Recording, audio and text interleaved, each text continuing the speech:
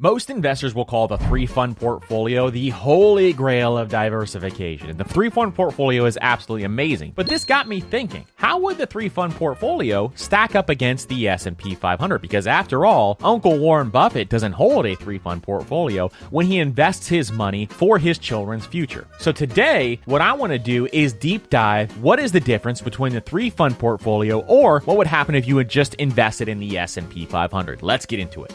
Now, if you don't know what a three-fund portfolio is, it is where you hold three different types of funds, and you can do this with any different percentage. The first fund is US-based stocks. Now, when you hold US-based stocks, you can hold something like a total stock market index fund, and this is something where you would hold an index fund that would hold a bunch of different stocks within that portfolio. Or you could hold something like the S&P 500 index fund, which we're going to be comparing today. And with the S&P 500 index fund, you have 500 of the largest stocks in the US stock market. This is ways where you can have US stock exposure and be really well diversified. The second fund that you would be holding in a three-fund portfolio is some sort of international fund. I like to look at the total international index funds when I invest in something like a three-fund portfolio because it gives you the most exposure to the most countries in the most regions, and it also gives you the ultimate diversification. And diversification is the name of the game when it comes to three-fund portfolios. Lastly, you want to have some bond exposure. Now, you could do bonds any which way that you want. You can do something like a total bond market index fund, which is what I like to do, or you can invest in corporate bonds, you can invest in municipal bonds. There's so many different ways that you can do this, but I just like to have the total bond market index fund available there as well. Now, when you have this set up, you can have any different asset allocation that you want. One of the common ones is the 50-30-20 three-fund portfolio. What that means is you hold 50% in US stocks, 30% in international stocks, and 20% in bonds. You have this set up in a way that you can have this ultimate diversification between these funds, but you can change this up any which way you want. You could have 60% in US stocks, you could have 20% international, you could have 20% in bonds, you could have 30% in bonds, you could have 20% international, and have the rest in US stocks. You could do it any which way you want, depending on what your risk tolerance is. And if you're trying to figure out what your asset allocation should be,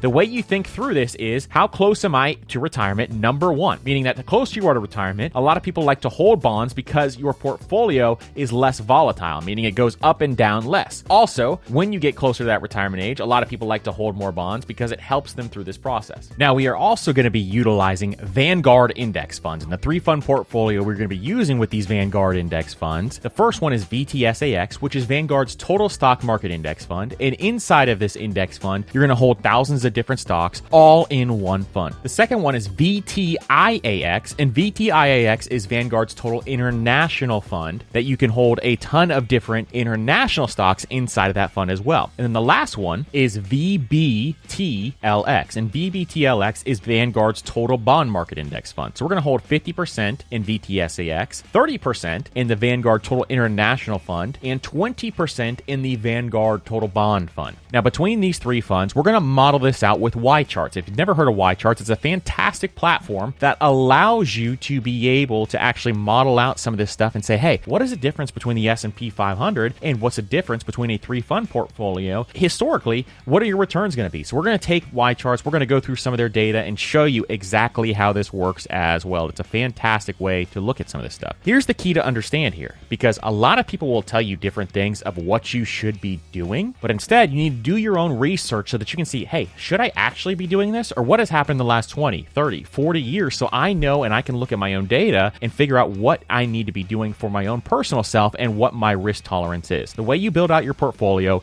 is, what is your risk tolerance? Figuring out what your risk tolerance is incredibly important. If you don't want as bumpy of a ride, then you're going to have more bond exposure. If you like to have higher growth, which stocks have historically outperformed bonds, then you're going to be looking at something like having a higher percentage into VTSAX, for example. So we're going to go through this as well. Now, how have these three funds performed over time? One thing to note here is VTSAX has performed very well and very similarly to the S&P 500. The total international fund has not performed very well. International stocks have not done well over the last decade and a half. So we'll look at what the implications of that are. And the total bond fund has also underperformed what the S&P 500 has fund historically and always has for a very long period of time. So as we look at this, we're going to see what comes up when we go through this portfolio. So let's look at the difference here. When we're looking at the three fund portfolio, if you look at this over a long time horizon, we're going to look at the last 3 years at the time of recording this. The three fund portfolio returned 5.17%, whereas the S&P 500 returned returned 8.71%. Over a 5-year period, the 3-fund portfolio returned 5.3%, and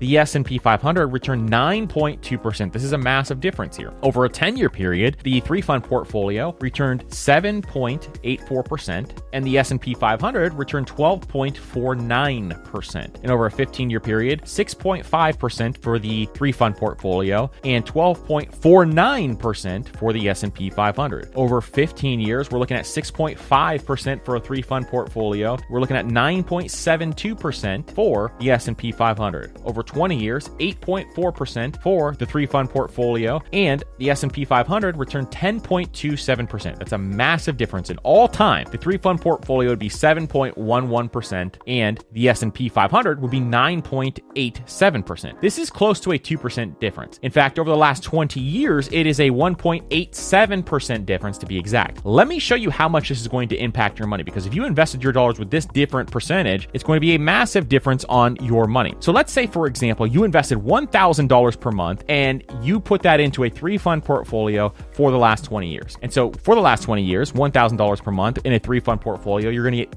8.4% rate of return. Pretty good rate of return. In fact, let's see what the impact would be. If you invested that $1,000 per month, you'd have over $595,000 over the course of 20 years if you invested in that 3-fund portfolio. That is a fantastic rate of return for $1,000 per month. And if you put more in, you get a higher rate of return, obviously. But over that time frame, what we're looking at here is your total contributions would be $240,000 and your total interest would be $355,000 plus. Now, let's look at the same timeline with the S&P 500, because this is real money we're talking about. This is what real situations are. So with the S&P 500, after 20 years, you'd have a 10.2% rate of return, 10.27% rate of return to be exact. And if you invested $1,000 per month, you'd have $741,000 plus in that portfolio over the same 20 years. This is a big difference between the two, because you're having close to a $200,000 differential between the two, where your total contributions would be $240,000. But look at your total interest, $501,000 in total interest if you invested in that S&P 500. This is a big difference, because $355,000 in total interest with that lower rate of return. That's where it matters, is how much interest you are earning on your money over time. Now, you may be thinking, this isn't so bad because I'd rather be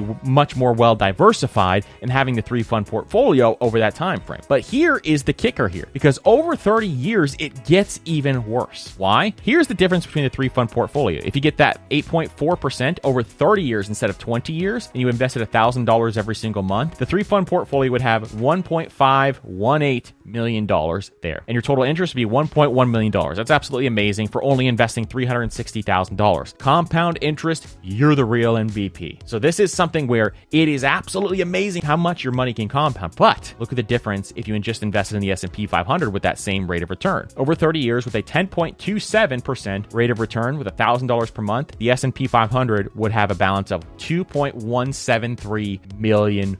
And the total contributions would still be $360,000. You contribute the same amount of money, but your money would have grown to $1.8 million on the total interest there within the portfolio. The difference here is $654,919.55. You would lose out on more than $500,000 just by making the wrong investment decision. Do you now see why that I always talk about you need to focus on the things that matter, like your asset allocation and your investment decisions, instead of focusing on saving $2 on a coffee every single day? This is why, because this has a major implication on your money over time that make a massive difference over time, and your opportunity cost is something that is weighing here. Now, past performance does not indicate future results. Obviously, there's individual things that happen in each and every single market that's not going to make it mirror this exactly. But for funsies, I wanted to look at returns over the last decade. So let's look at these returns over the last decade. You can look at them here. So for example, in 2013, the returns were 20.34% in the 3-fund portfolio. That's fantastic. But the S&P 500 returned 32%. Or if you look at 2016, 8.2% in the 3-fund portfolio, and the S&P 500 returned 12%. If you look at 2017, 19.34% in the 3-fund portfolio, 21.83% in